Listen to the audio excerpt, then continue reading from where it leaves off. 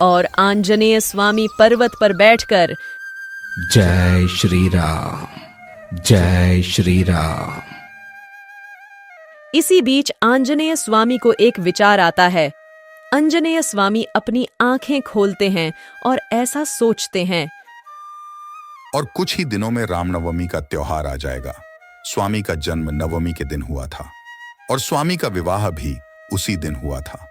दुर्भाग्य से मैं अपनी आंखों से स्वामी का विवाह नहीं देख सका। उस समय मेरे और स्वामी के बीच कोई संपर्क नहीं था। मैं भगवान राम का विवाह अपनी आंखों से देखना चाहती हूँ, जो मेरी कई वर्षों की इच्छा है। जब आंजनेय स्वामी सोच रहे थे, तभी एक महर्षि वहां आए। महर्षि आंजनेय स्वामी से कहते हैं, अरे अंजनेय, आप इतनी गहराई से क्या सोच रहे हो? क्या आप मुझे बता सकते हैं? श्री रामनवमी उत्सव जल्द ही आने वाला है। दरअसल मैंने स्वामी का विवाह अपनी आंखों से नहीं देखा है। मैं इसके बारे में चिंतित हूँ। महर्षि, मैं क्या करूं? मुझे कुछ समझ नहीं आ रहा। आप दोबारा स्वामी का विवाह अपने हाथों से कराओ। सिर्फ आप ही नहीं, बल्कि कई देवी देवता को भी इस बात का बहुत दुख है कि वे स्वामी का विवाह देखने के लिए समीप नहीं आ सके। यदि आप उनकी शादी करा सकें तो उनकी इच्छा के साथ साथ आपकी भी इच्छा पूरी हो जाएगी। ठीक है, मैं अभी अयोध्या जाऊंगा और स्वामी को इस बारे में बताऊंगा। अरे अंजनेय, राम अयोध्या में नहीं हैं। देवी सीता की इच्छा के अनुसार वे अब जंगल में एक छोटी सी कुटिया में रह रहे हैं। यदि आप मिलना चाहें तो फिर उस जंगल में चले जाओ। वहां तुम्हें राम मिलेंगे। वहां जाकर राम से अपनी इच्छा कहो। इतना कहकर आंजनेय स्वामी पर्वत के पास जंगल में राम की बनाई कुटिया में चले गए। जंगल में जाकर उन्हें एक छोटी सी कुटिया के पास भगवान राम मिले। जय श्री राम, जय श्री राम। मैं आपसे काफी समय बाद मिला। आपसे मिलकर मुझे बहुत खुशी हुई। हनुमान, आप यहाँ क्यों आए? क्या मैं आपके यहाँ आने का कारण जान सकता हूँ? स्वामी, मैं आपसे और माता सीता से संबंधित एक महत्वपूर्ण मामला लेकर आपके पास आया हूँ। अगर आप इजाजत दें तो मैं आपको बताऊंगा। अनुमति नहीं देंगे तो मैं अभी जा रहा हूँ। हनुमान, वह कौन सी महत्वपूर्ण बात है जिसके लिए आप यहाँ तक आए हैं? स्वामी, मैंने आपका विवाह अपनी आंखों से नहीं देखा है। मेरे ही नहीं बल्कि कई देवी देवता हैं जिन्होंने इसे नहीं देखा है, इसीलिए उनकी इच्छा तो रखिए। अच्छा ठीक है, लेकिन अब तुम क्या करना चाहते हो हनुमान? स्वामी, मैं इस रामनवमी पर आप दोनों का पुनर्विवाह करने की सोच रहा था। कृपया मुझे अनुमति दें ताकि मैं यह कर सकूं। जब हनुमान जी ने उन दोनों से यह बात कही तो प्रभु श्री राम ने कहा, आप बस इतना ही चाहते हो? बेशक मैं इसे पूरा करने की कोशिश करूंगा। हाँ हनुमान, तुम हमारे बेटे की तरह हो। हम तुम्हारी इच्छा के लिए कभी मना नहीं कर सकते। हम आपकी इच्छा पूरी करने के लिए तैयार हैं। क्या अब आप खुश हो?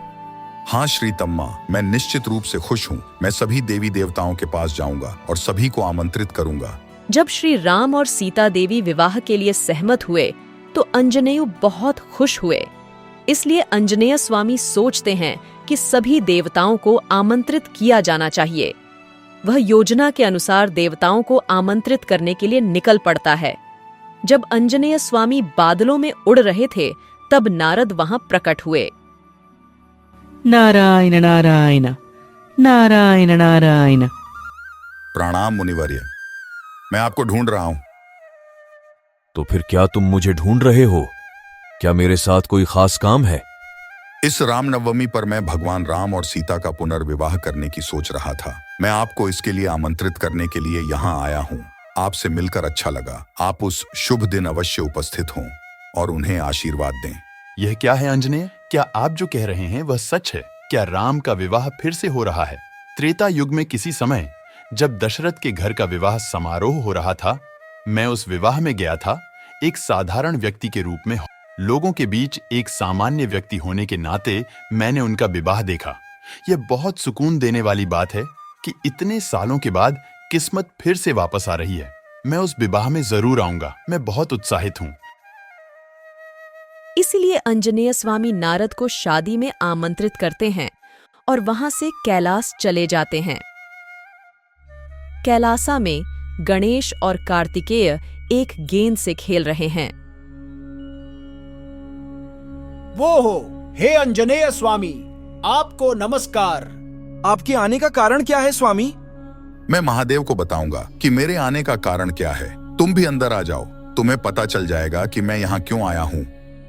इस प्रकार अंजनेय स्वामी विनायक और कार्तिकेय भगवान शिव के पास जाते हैं, जो कैलाशम में तपस्या कर रहे हैं। अंजनेय, आप बहुत दिनों के बाद कैलाश आए हैं। आपके आने का कारण क्या है? क्या कोई विशेष कारण है?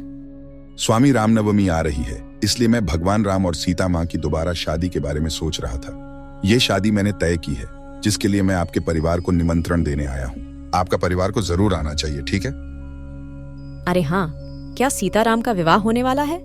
जब भी सीताराम का विवाह होगा तो बहुत सुंदर होगा। उस विवाह को देखने के लिए 2 आंखें काफी नहीं हैं। मैंने एक बार त्रेता युग में उनका विवाह देखा था। हम इतने भाग्यशाली होंगे कि हम पिछले कुछ वर्षों में उनके विवाह पर नजर डाल सकेंगे। मैं बहुत खुश हूँ और इतना उत्साहित हूँ कि मैं इंतजार नहीं कर सकता। मैं उनकी शादी देखने के लिए बहुत उत्सुक हूँ। हाँ भाई, मैं भी बहुत उत्साहित हूँ। चलो अब शादी देखेंगे। मैं अब और इंतजार नहीं कर सकता। हम लोग जरूर आएंगे और आशीर्वाद देंगे। जब शिव के परिवार ने उन्हें बताया तो अंजनेय स्वामी बहुत खुश हुए और वहां से श्री राम की कुटिया में वापस चले गए। प्रभु, मैंने सभी देवताओं को आमंत्रित किया है। वे आपकी शादी देखने के लिए बहुत उत्सुक हैं। अब से मुझे तुम्हारी शादी का इंतजाम करना होगा। आप आदेश दीजिए, मैं तुरंत व्यवस्था प्रारंभ कर दूंगा। निश्चिंत रहें, मैं हर चीज का ख्याल रखूंगा। जैसे ही श्री राम ने आदेश दिया, अंजनेय स्वामी ने उनके विवाह की व्यवस्था करना शुरू कर दिया। अंजनेय स्वामी उस कुटिया के सामने खाली जगह पर विवाह स्थल की व्यवस्था करते हैं। वह होम गुंडन की भी व्यवस्था करता है। आज श्री राम नवमी का दिन शुरू हो गया है। सबसे पहले अंजनेय स्वामी श्री राम के सामने जाते हैं और ये बात कहते हैं। आपको जन्मदिन की शुभकामनाएं स्वामी। आपको हमेशा खुश रहना चाहिए। अगर आप खुश हैं तो मैं आपका भक्त होने के नाते खुश हूं। मुझे और कुछ नहीं चाहिए स्वामी, बस आपके चेहरे पर मुस्कान देखना चाहता हूं। आपको बहुत बहुत धन्यवाद हनुमान। अगर आप मेरे साथ हो तो मैं हमेशा खुश रहूंगा। चिंता मत करो। और अंजनेय स्वामी जाकर शादी की सारी व्यवस्था करते हैं। इसी बीच वहां मेहमानों का आना शुरू हो जाता है। वहां सबसे पहले शिव का परिवार आता है। नमस्कार महादेव, कैसे हो आप? माता पार्वती, आपको भी नमस्कार। इस प्रकार भगवान राम और सीता भगवान शिव के साथ साथ देवी पार्वती को भी आमंत्रित करते हैं। साथ ही गणेश और कार्तिकेय को भी आमंत्रित किया जाता है। सीता, आज मैं तुम्हें अपने हाथों से सजाऊंगी। तुम्हें दुल्हन बनाने की जिम्मेदारी मेरी है। मैं तुम्हें इतना सुंदर सजाऊंगी कि राम तुमसे नजरें नहीं हटा पाएंगे। और मैं भगवान राम को सजाऊंगा, ठीक है? इस बीच मैं शादी के लिए सभी जरूरी इंतजाम कर लूंगा। आप लोगों को कुछ चाहिए तो मुझे बता सकते हो। मैं और मेरे भाई कार्तिक शादी में डमरू और ढोल बजाएंगे। कुछ देर बाद श्री राम और सीता सज धज कर विवाह स्थल पर आए। दोनों को ही बहुत अच्छा लग रहा था। साथ ही भगवान राम और सीता विवाह मंडप पर बैठे हैं और नारद पुजारी बन गए। नारद मंत्र पढ़ने के लिए तैयार हो रहे थे। मैं कई वर्षों से इसी समय का इंतजार कर रहा था। मैं खुशी से अवाक हूँ। बस मुझे और कुछ नहीं चाहिए। मेरा वर्षों का इच्छा पूरी होने जा रहा है। अंजनेय, हम भी आपके तरह बहुत खुश हैं। आपके लिए ही इतना कुछ संभव हो पाया है। तब नारद विवाह मंत्र पढ़ने लगे। श्री राम, यह मंगलसूत्र ले लो और इसे सीता देवी के गले में बांध दो। इस प्रकार श्री राम ने सीता देवी की गले पर मंगलसूत्र बांध दिया। वहां उपस्थित सभी देवताओं ने अक्षत लगाए। विनायक और कार्तिकेय डमरू और मंगल वाद्य बजाने लगी। जय श्री राम, जय जय श्री राम। वह जोर से चिल्लाता है। उनका विवाह देखकर भगवान शिव, देवी पार्वती, विनायक, कार्तिकेय और नारद बहुत प्रसन्न होते हैं। तब श्री राम और देवी सीता भगवान शिव और देवी पार्वती के पास आए और यह बात कही। आप दोनों की उपस्थिति में हमारा विवाह होना बहुत खुशी की बात है। हमें आशीर्वाद दीजिए ताकि हम खुश रह सकें। सीता और राम आदर्श युगल हैं। जो लोग श्री राम द्वारा लगाए गए सीताराम के विवाह की देखभाल करते हैं, उन सभी को आशीर्वाद मिलेंगे। वह अपने जीवन में बहुत सुखी होंगे। जो भी स्त्री सौभाग्य चाहती है, उसे सीताराम का विवाह करना चाहिए। मैं उन्हें खुशियां दूंगा। उसे स्त्री का जीवन खुशियों से भर दूंगी, वह सदा सुखी होंगे। इस प्रकार भगवान शिव और देवी पार्वती ने राम और सीता को आशीर्वाद दिया। मैंने शादी को ध्यान में रखते हुए ही कैलाश से लड्डू और खास मिठाइयां बनाई हैं। मैं सभी से इन मिठाइयों को आजमाने का अनुरोध करता हूँ। यह कहकर माता पार्वती सभी को लड्डू बांट देती हैं। उस शुभ अवसर पर सभी मिठाइयां खाते हैं और आनंद लेते हैं। स्वामी, कई वर्षों से मैं आपकी शादी देखना चाहता था। इतने वर्षों में मेरा सपना सच हो गया। मेरे सपने को साकार करने के लिए आपका बहुत बहुत धन्यवाद स्वामी। मैं बहुत खुश हूँ। इस प्रकार अंजनेय स्वामी को सीताराम का आशीर्वाद मिलता है। इस प्रकार श्री राम को विश्वास था कि सीताराम का विवाह बड़ी धूमधाम से हुआ। हनुमान खुशी से गदगद हो गया। एक गांव में दुर्गा माता का मंदिर था। गांव वालों का ये मानना था कि उस मंदिर में रही दुर्गा माता की महिमाएं अपार है। सबकी इच्छाओं को पूरी करने वाली वो करुणामयी है। इसलिए गांव वाले माँ दुर्गा की पूजा अर्चना और अभिषेक किया करते और पूरी श्रद्धा के साथ उत्सव मनाते थे। एक दिन उस गांव के मुखिया सोहनलाल ने गांव वालों की बैठक बुलाई। उस बैठक में गांव के सभी लोग आए, पर उन गांव वालों में राजू और मुन्ना नाम के चोर भी थे। गांव वाले इस बात से अनजान थे कि वे दोनों चोर हैं। मेरे प्यारे गांव वालों, माँ दुर्गा का त्योहार नजदीक आ रहा है। मंदिर के पुजारी ने मुहूर्त भी निकाला है। अगले एक हफ्ते में दुर्गा माँ की पूजाएं शुरू हो जाएंगी। आप सभी माता के लिए चढ़ाने वाले भेंट और अपनी मन्नतों के साथ तैयार रहे। सभी गांव वालों से कहा। बैठक में हुई बातें सुनकर राजू और मुन्ना अपने घर वापस लौटे। उनकी बातें किसी को सुनाई न दे, इसीलिए पहले उन्होंने चारों ओर नजर घुमाई और धीरे से कहने लगे, क्या हुआ राजू? पूरी बात सुनने से पहले तू मुझे यहाँ खींच कर क्यों लाया? हमने बरसों से कई जगह चोरियां की। जितना मिलता था उसी में गुजारा भी कर लिया, वो भले ही सोना हो, पैसा हो या चांदी। अब इन सारी बातों की क्या जरूरत है? हाँ, बराबर बांट भी लिया। अब उसे खा पी कर खत्म भी किया। 1-2 दिनों में एक और प्लान बनाएंगे और फिर से चोरी करेंगे। यही तो हम करते आ रहे हैं। ये बात कहने के लिए तू मुझे यहाँ खींच कर लाया? अरे राजू, मेरी बात सुन तो सही। अब हमें चोरी करने के लिए और कहीं जाने की कोई जरूरत नहीं है। दुर्गा माँ के मंदिर में ही डाका डालेंगे। अपने गांव के इस दुर्गा माँ की कई महिमाएं सुनी है मैंने। ना जाने क्यों मुझे ये सही नहीं लग रहा। अरे मुन्ना, हमने जब भी जो भी सोचा हमने वही किया है। अब भी हम वही करेंगे। माँ को भेंट के स्वरूप में कई लोग सोना और चांदी चढ़ाते हैं और कुछ तो पैसे भी देते हैं। हाँ, तो माता जब उनकी इच्छाएं पूरी करती हैं, तो मन्नत पूरी करने के लिए ये सब तो भेंट में चढ़ाते ही है ना, वरना माता नाराज जो हो जाती हैं।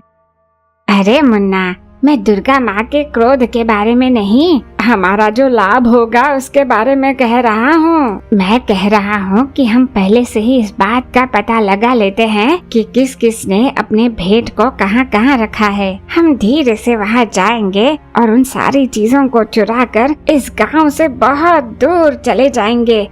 यूँ दोनों चोरों ने बात कर इस चोरी की पक्की प्लानिंग कर ली। देखते ही देखते माँ दुर्गा का त्योहार आ ही गया। गांव वालों ने अपने घरों को खूब सजाया था, आम के पत्तों से, फूलों से और तोरण से। गांव के घरों में एक अलग ही रौनक थी। माँ दुर्गा के मंदिर को भी नए रंगों से रंगा गया, फूल पत्तों से खूब सजाया गया। माँ दुर्गा की महिमाओं को दर्शाने वाले गाने भी गांव भर में गूंज रही थी। गांव का वातावरण अलौकिक था। गांव के सभी श्रद्धालु लोग भेंट लिए मंदिर के बाहर कतार में खड़े थे। मन में झूठी भक्ति लिए चोर राजू और मुन्ना भी मंदिर पहुँचे। उन दोनों ने पूरी नजर रखी हुई थी कि भक्तों ने भेंटें कहाँ दी, क्या दी, कहाँ पर रखी गई और उन भेंटों की रखवाली किस तरह की जा रही है। सभी चीजों की अच्छे से पुष्टि होने के बाद वे दोनों बिना दर्शन किए ही मंदिर से बाहर निकल गए। रात हो गई। माता के मंदिर में पूरी तरह से शांति थी। चोर मुन्ना और राजू मंदिर पहुँचे। सामने ढेर सारे पैसे और सोने के सिक्के देख उनकी आंखें चमक उठी। दोनों ने झटपट उन सभी चीजों को थैली में भरा। माँ दुर्गा ने आंखें खोल उन्हें देखा। राजू और मुन्ना ने इस बात पर ध्यान नहीं दिया। उन दोनों ने पैसा और सोना इकट्ठा किया और वहाँ से निकल पड़े। सुबह सभी के जागने से पहले हमें गांव छोड़ना होगा। दोनों साथ में अपनी पोटली लिए वहाँ से भाग निकल रहे थे, पर तभी माँ दुर्गा प्रकट हुई। जैसे ही चोर राजू और मुन्ना और आगे बढ़े, उन्हें कहीं से पायल की आवाज सुनाई दी। पीछे मुड़कर देखा कि आखिर ये पायल की आवाज कहाँ से आ रही है, और उन्होंने देखा कि माँ दुर्गा वहाँ खड़ी है। दोनों हक्के बक्के रह गए और वहाँ से और तेजी से भागने की कोशिश करने लगे, पर बड़ी देर बाद उन्हें पता चला कि पिछले कई देर से वे दोनों वहीं खड़े हैं। इतने में सुबह हो गई। हर रोज की तरह खेती पर जाने वाले कुछ किसानों ने चोर राजू और मुन्ना को देख लिया। उन चोरों को एक पेड़ से बांध दिया गया। मुखिया सोहन लाल ने फिर से एक बैठक बुलाई। लानत है तुम्हारे इंसान होने पर। इस तरह किसी की मेहनत की चुरा कर उनकी हाय लेकर जीने का मन करता भी कैसा है तुम्हारा? लानत है तुम पर। शर्म आनी चाहिए तुम्हें अपनी हरकत पर। यूं वो उन्हें खूब डांटने लगा। सोहन लाल ने देखा कि गांव वाले चोरों को लेकर बहुत ही गुस्से में हैं। मैं ये बात अच्छे से समझ रहा हूँ कि तुम सभी को इन दोनों पर बहुत गुस्सा आ रहा है। ऐसे पापियों को मारकर हमें पाप का भागीदार नहीं बनना चाहिए। सोहन लाल ने तुरंत इस चोरी की खबर पुलिस को कर दी। फोन रखने के बाद उसने गांव वालों से कहा, मैंने पुलिस को खबर दे दी है और कानूनी तौर पर इनके साथ जो करना है वो करेंगे। नहीं मालिक, ऐसा मत करो, हमें पुलिस के हवाले मत करो। हमने जो चोरी किया था वो सारा पैसा और सोना हमने आपको दे दिया है ना साहब। हमें माफ कर दीजिए, छोड़ दीजिए। हाँ मालिक, हमें छोड़ दीजिए। हम यहाँ से दूर जाकर कोई काम कर अपना पेट पाल लेंगे, हमें जाने दीजिए। पर सोहनलाल ने उनकी एक न सुनी। इतने में वहाँ पर पुलिस आई और चोर राजू और मुन्ना को अपने साथ ले गई। वे जानते थे कि ये सब माँ दुर्गा की ही महिमा थी। गांव का वातावरण फिर से सुंदरमय हो गया।